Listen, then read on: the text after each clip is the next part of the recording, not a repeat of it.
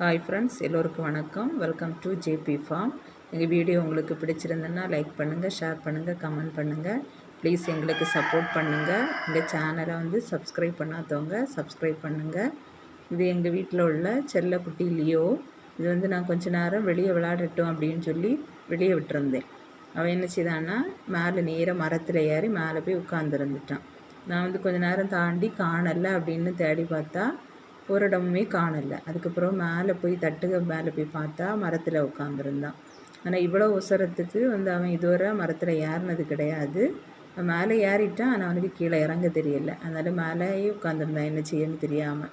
அப்புறம் நான் போய் பார்த்துட்டு கீழே வா அப்படின்ட்டு கூப்பிட்டப்போ வரல, அவனுக்கு இறங்கி வர தெரியல.